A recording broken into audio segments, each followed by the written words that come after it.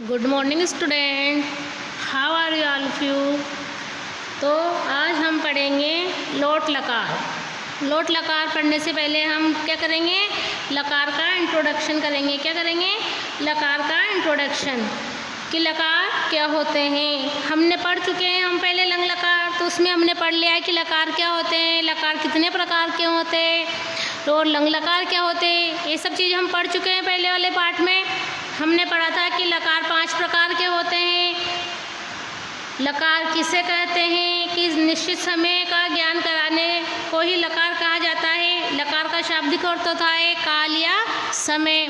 और लकार 5 प्रकार के होते हैं, ये भी हम पढ़ चुके थे। लंग लकार हम पढ़ चुके हैं बहुत अच्छी तरह से, बहुत डीपली, कि लंग लकार का क्या होता है, भूतकाल। लंग लकार के रूप कैसे चलते हैं, लंग लकार में शब्द वाक्य कैसे बनते हैं, इन सब चीज़ों को हम समझ चुके हैं। आज हम अपने तीसरे चैप्टर, तृतीय पाठ, 3rd चैप्टर लोट लकार की तरफ चलते हैं। तो लोट लकार क्या होता है। लोट लकार मीन्स आज्ञार्थक काल। क्या होता है लोट लकार, आज्ञार्थक काल।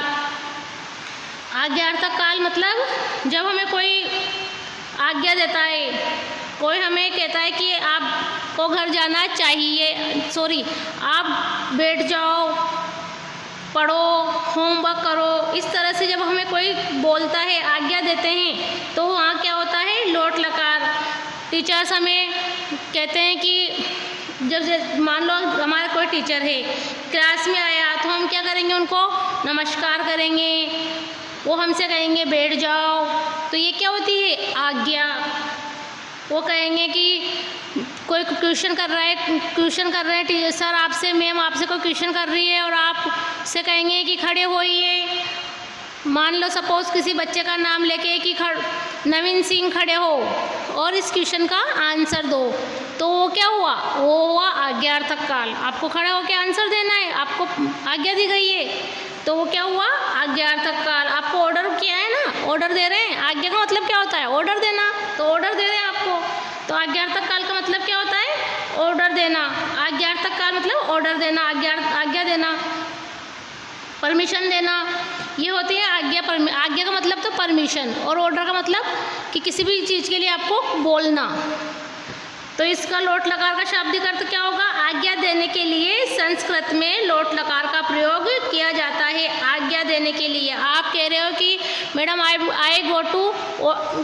Madam I am drinking water, English में बोल रहे हो, या कह रहे हो madam I am go to toilet या वॉशरूम, तो ये क्या हुआ ये आपने हमसे परमिशन ली और हम कह देंगे यस, तो वो क्या हुआ, आपको हमने यस बोल दिया, मतलब आपको आज्ञा दे दी जाइए, ठीक है ना। हम आपसे कह रहे हैं कि आपको होमवर्क करके लाना है, तो ये क्या है, ये आपके लिए आज्ञा है। आपको आज्ञा दी जा रही है कि आप घर से होमवर्क कंप्लीट करके लाए। आप घर पे होमवर्क कर रहे हैं, तो हम आपको कहते हैं कि बेटा होमवर्क कंप्लीट करके ही कॉपी भेजे, तो ये क्या है, ये आज्ञार्थक काल ही है कि कॉपी कंप्लीट करके ही भेजे, है ना। तो आज्ञार्थक काल का मतलब ये होता है कि कंप्लीटली उसमें आज्ञा मतलब कोई ऑर्डर ही नहीं दिया जाता है। उसमें ये होता है कि बस कोई आपसे कह रहा है, कोई बड़ा आपसे कोई कार्य करने के लिए बोल रहा है। जैसे आज्ञा देने के लिए संस्कृत में लोट लकार का प्रयोग किया जाता है। लोट लकार मीन्स आज्ञार्थक काल। क्या होता है, लोट लकार मीन्स आज्ञार्थक काल। लोट लकार का शाब्दिक अर्थ होता है आज्ञार्थक काल। हम यहाँ लिख लेंगे लोट लकार का शाब्दिक अर्थ क्या होता है, आज्ञार्थक काल, ठीक है। आज्ञार्थक काल में किसका प्रयोग किया जाता है, लोट लकार का। संस्कृत में लोट लकार बोलते हैं, हिंदी में आज्ञार्थक काल बोलते हैं, ठीक है ना। तो इसके डेफिनेशन क्या पढ़ेंगे हम, आज्ञा देने के लिए संस्कृत में लोट लकार का प्रयोग किया जाता है। जैसे इसमें क्या कह रहा है, ये फादर है और ये उनका बच्चा है, पिता और बच्चा। तो पिता अपने बेटे से क्या कह रहे हैं, फलानी आनए। फलानी मतलब बहुवचन है फल का, एक वचन फलम, फले, फलानी, फलम, फले, और ये फलानी। तो फलानी क्या हुआ, बहुवचन हुआ। तो क्या करना है, एक फल थोड़े लेके आने के लिए बोल रहे हैं, बहुत सारे फल लेके आने के लिए बोल रहे हैं। तो फलानी आने, फल लेके आओ। कक्षाया बही माँ गच्छ, मैम क्या कह रही है अपने स्टूडेंट से, कक्षाया कक्षा की बही माँ गच्छ, कक्षाया बही माँ गच्छ, कक्षा के बाहर मत जाओ। गच्छ यानी जाना, माँ यानी नहीं, बही यानी बाहर, कक्षाया यानी कक्षा के। क्या कह रही मैडम कि कक्षा के बाहर मत जाओ। क्या कर रहे हैं यहाँ पर? यहाँ आपको आज्ञा दी जा रही है ना कि आप क्लास से बाहर मत जाइए, अपनी सीट पर बैठिए। आपसे कहते हैं आवाज़ मत कीजिए, चुप रहिए। ये सब क्या है? ये सब आज्ञार्थक काल है। शोर मचाते हो तो कहते हैं ना कि चुप हो जाओ, शोर मत मचाओ। ये सब क्या होता है? आज्ञार्थक काल। आज्ञा जब दी जाती है तो इसी तरह से सेंटेंस बोला जाता है। लोट लकार में प्रत्यय क्या होते हैं? तू, ताम, अंतु, अ, तम, अत, आनी, आओ, आम। लोट लकार के प्रत्यय हैं ये। लोट लकार में किस तरह से रूप बनते हैं हम देखेंगे। लोट लकार में रूप किस तरह से बनते हैं इसी में देखो बुक में।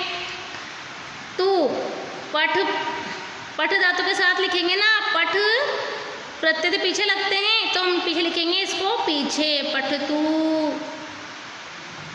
है ना, पठताम, पठंतु, पठ, पठतम, पठत, पठ में आने जोड़ेंगे पठानी,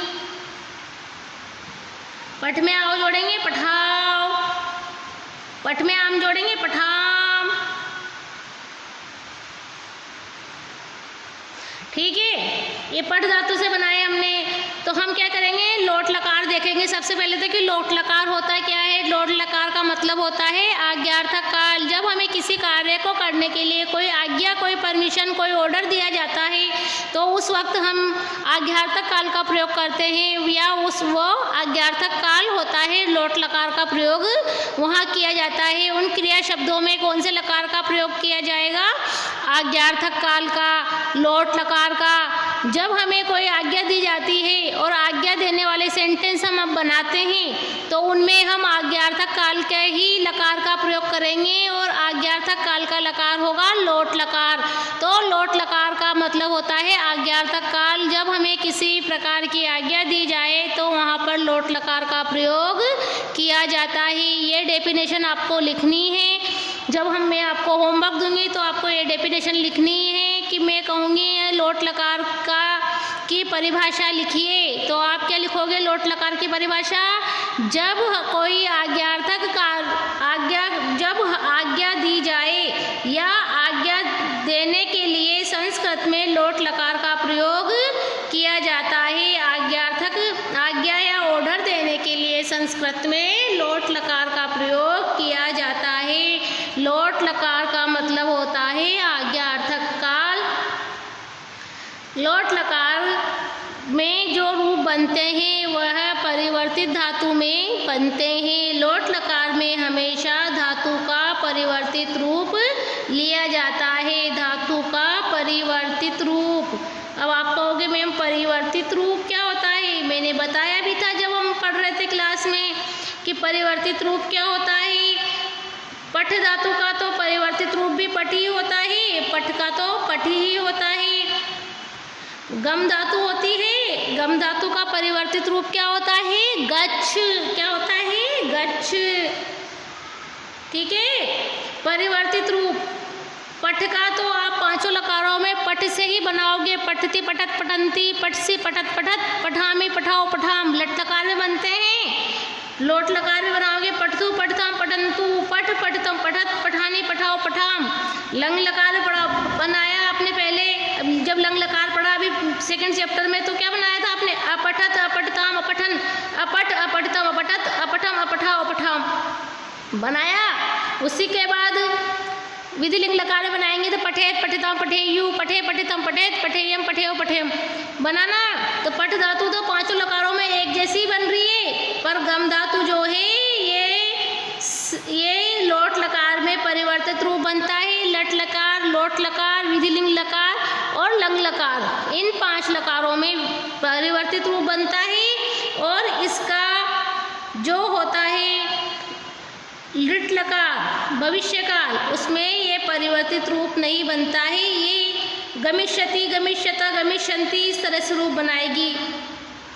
जब हम लंग लकार पढ़ेंगे तब मैं आपको बताऊंगी कि लंग लकार की डेफिनेशन क्या होती है, लिट लकार की डेफिनेशन क्या होती है, लिट लकार क्या होता है, उसका शाब्दिक अर्थ क्या होता है, वो किस काल में प्रयुक्त होता है। फिलहाल तो हम क्या पढ़ रहे हैं, लोट लकार। तो हम लोट लकार की ही डेफिनेशन देखेंगे, लोट लकार को ही अच्छे से समझेंगे, क्योंकि इनको मिक्स करेंगे तो समझ नहीं पाओगे आप। तो लोट लकार मीन्स आज्ञार्थक काल।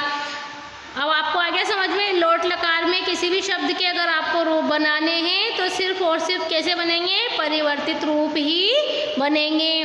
मैं आपको बहुत सारी धातुएं एक साथ लिखाऊंगी, जिनके परिवर्तित रूप किस में होंगे उसके परिवर्तित रूप लिखा दूंगी, और जो एक जैसी होगी वो उसको एक जैसे ही लिखवा दूंगी, ताकि आपको इसमें कन्फ्यूजन ना हो। जब हम लकार पूरे पांचों लकारों को एक साथ पढ़ेंगे तो मैं पांचों लकारों को एक साथ सारी धातुएं आपको लिखवा दूंगी।